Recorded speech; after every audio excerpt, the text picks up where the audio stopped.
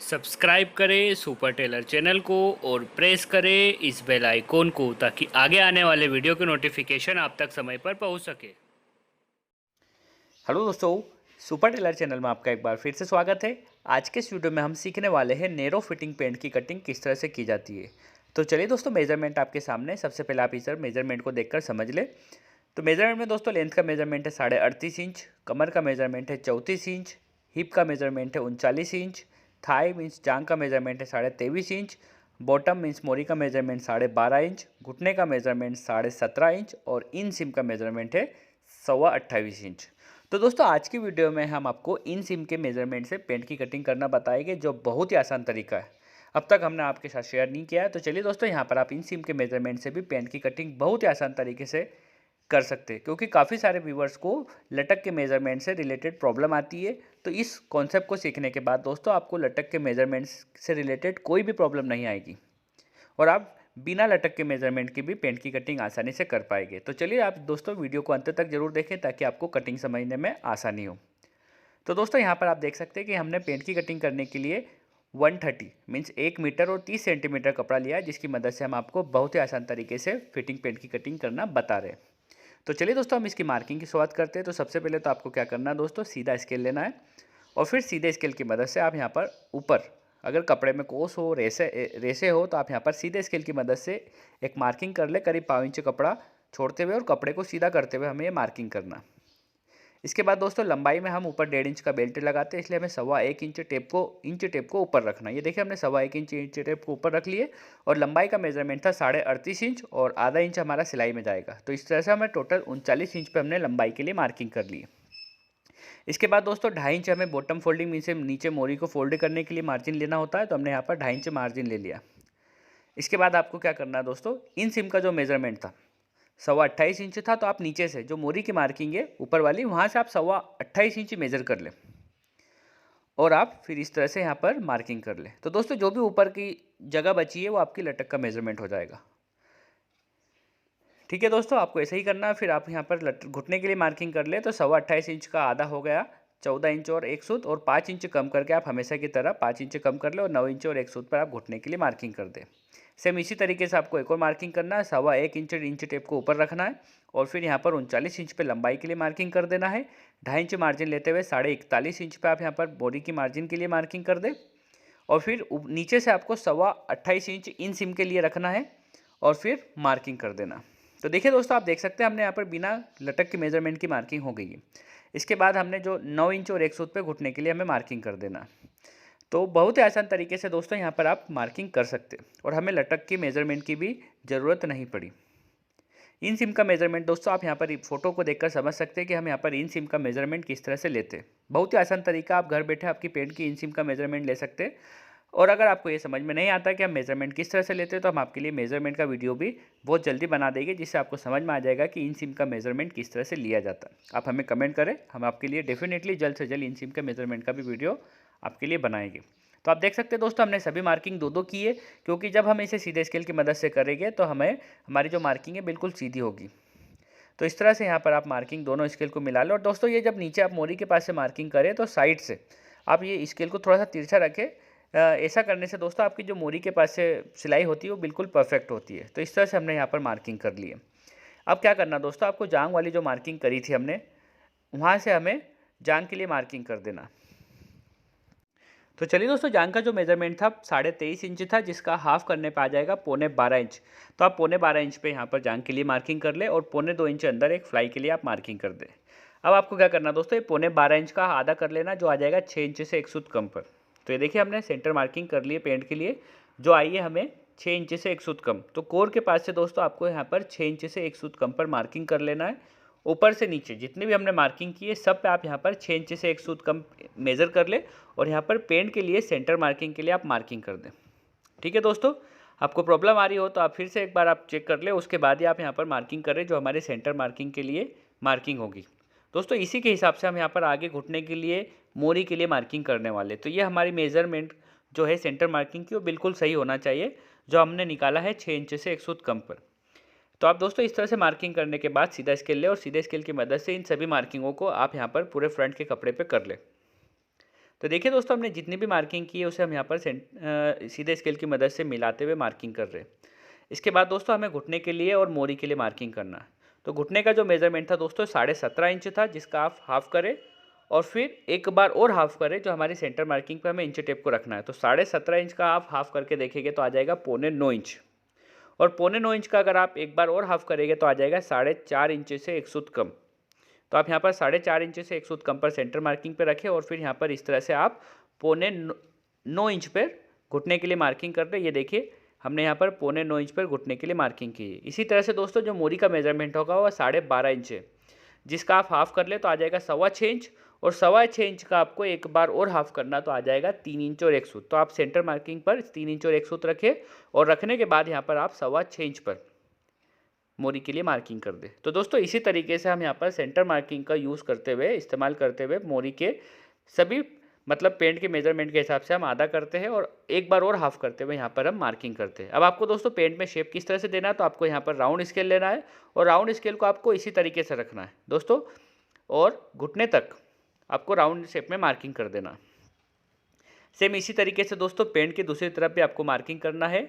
जांघ से घुटने तक की मार्किंग को आप यहाँ पर राउंड शेप की मदद से मिलाएं, और फिर यहाँ पर इस तरह से आप राउंड शेप में मार्किंग कर लें। इसके बाद दोस्तों आपको क्या करना है, सीधा स्केल लेना और सीधे स्केल की मदद से नीचे मोरी तक की मार्किंग को आपको मिला देना। ये देखिए इस तरह से, और मोरी के पास से आप जब मार्किंग करें तो उसे हल्का सा आप स्केल को बाहर निकालते हुए तिरछी मार्किंग करें। ये देखिए इस तरह से। सेम इसी तरीके से हम दूसरी तरफ भी करेंगे। सीधे स्केल की मदद से मोरी तक मार्किंग कर लेंगे, और फिर मोरी के पास से हम हल्का सा तिरछा करते हुए मार्किंग को कंप्लीट करेंगे। तो दोस्तों आप देख सकते हैं यहाँ पर जो हमारी नीचे की मार्किंग है वो हमारी कंप्लीट हो गई है। इसके बाद हमें क्या करना है दोस्तों, ऊपर की मार्किंग करेंगे। तो चलिए हम आपको समझा देते हैं कि ऊपर की मार्किंग किस तरह से की जाएगी। तो दोस्तों अब आपको क्या करना है दोस्तों, फ्लाई की जो हमने मार्किंग की थी वहाँ से आप यहाँ पर सेंटर मार्किंग के बीच की दूरी देखें, 4 इंच से 1 सूत ज़्यादा आ रहा है, तो इतनी ही दूरी पर आप यहाँ पर ऊपर भी मार्किंग कर लें। अब दोस्तों जब आप सीधे स्केल की मदद से इस मार्किंग को ऊपर करें तो आधा इंच स्केल को अंदर करते हुए आप यहाँ पर मार्किंग करें। तो देखिए हमने स्केल को आधा इंच अंदर कर लिया और फिर मार्किंग की है। इसके बाद यहाँ पर आप लटक में गोलाई में शेप देते हुए मार्किंग करें। तो ये देखिए हमने शेप दे दिया है। इसके बाद हमें फ्लाई के लिए कट लगाना है दोस्तों। आप 2.25 इंच ऊपर फ्लाई के लिए कट लगाएं।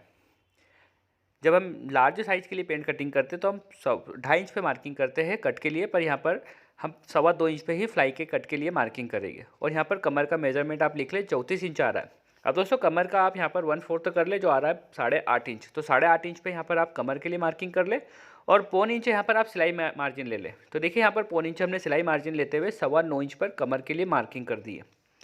अब दोस्तों आपको क्या करना है, सीधे इसके ये जो राउंड शेप में स्केल लेना और इस तरह से शेप देते हुए आपको मार्किंग करना है। तो देखिए दोस्तों यहाँ पर हमने इस तरह से शेप दे दिया और मार्किंग कर ली है।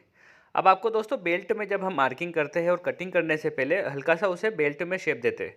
तो पॉकेट के पास से जहाँ पर हम क्रॉस पॉकेट की मार्किंग कर रहे हैं, यहाँ से आपको हल्का सा 1/4 इंच के करीब ऊपर मार्किंग कर लेना है, और फ्लाई के पास से आपको करीब आधा इंच डाउन करते हुए मार्किंग करना होती है। तो देखते हैं इस तरह से यहाँ पर हमने बेल्ट में कटिंग करने से पहले शेप दे दिया है। अब आपको क्या करना है दोस्तों, क्रॉस पॉकेट के लिए मार्किंग करना है। तो ऊपर से आप करीब 2.25 इंच पे मार्किंग कर ले पॉकेट के लिए, और नीचे से 6.25 इंच पर। तो देखिए दोस्तों क्रॉस पॉकेट के लिए मार्किंग हो गई है। आप यहाँ पे क्या करना है, सीधे स्केल की मदद से आप पॉकेट के लिए मार्किंग कर ले। अब आपको क्या करना है दोस्तों, हल्का सा आप यहाँ पर राउंड स्केल लीजिए, और राउंड स्केल की मदद से क्रॉस पॉकेट के जो नीचे वाली मार्किंग है वहाँ से और जांघ वाली मार्किंग को हल्का सा आप शेप देते हुए मिला ले, और फिर इसकी कटिंग करें। तो देखिए यहाँ पर हमने शेप दे के मिला लिया है, और इस तरह से आप देख सकते हैं कि जो हमारी फ्रंट की मार्किंग है वो कंप्लीट हो गई है। तो देख सकते हैं दोस्तों हमारी फ्रंट की मार्किंग कंप्लीट हो गई है, और कितनी अच्छी मार्किंग दिख रही है। अब चलिए दोस्तों इसी के हिसाब से हम यहाँ पर फ्रंट की कटिंग भी कर लेंगे। तो बहुत ही आसान तरीका है दोस्तों ये फ्रंट की मार्किंग। तो चलिए दोस्तों जिस तरह से यहाँ पर हमने फ्रंट की मार्किंग की है, मार्किंग के अकॉर्डिंग हम फ्रंट की कटिंग कर लेते हैं। तो दोस्तों आज के इस वीडियो में हमने आपको अब तक बताया है कि हम किस तरह से इन सिम के मेजरमेंट के हिसाब से फ्रंट की कटिंग कर सकते हैं। तो दोस्तों इसी के हिसाब से हम आपको बताएंगे कि हम बैक की कटिंग भी किस तरह से आसान तरीके से कर सकते हो। तो आप हमारे वीडियो पे बने रहे, और अगर आप हमारे यूट्यूब चैनल पर नए हो या आपने अब तक हमारे चैनल को सब्सक्राइब ना किया हो तो प्लीज़ आप हमारे चैनल को सब्सक्राइब करें, और पास में जो बेल आइकन है उसे प्रेस करना ना भूलें। तो दोस्तों आप देख सकते हैं कि यहाँ पर हमारी जो फ्रंट की कटिंग है वो कंप्लीट होने वाली है।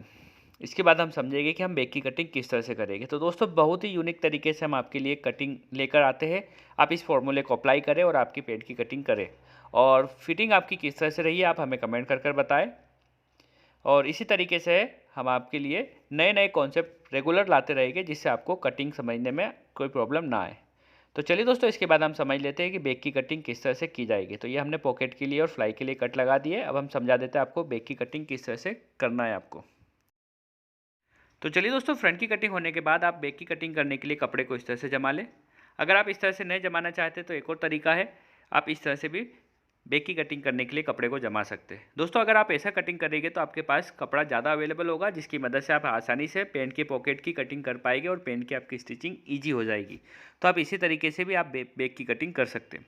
तो चलिए दोस्तों, आप जो हमने मार्किंग वाला फ्रंट आप ले लें और बैक के कपड़े पर इस तरह से उसे जमा लें।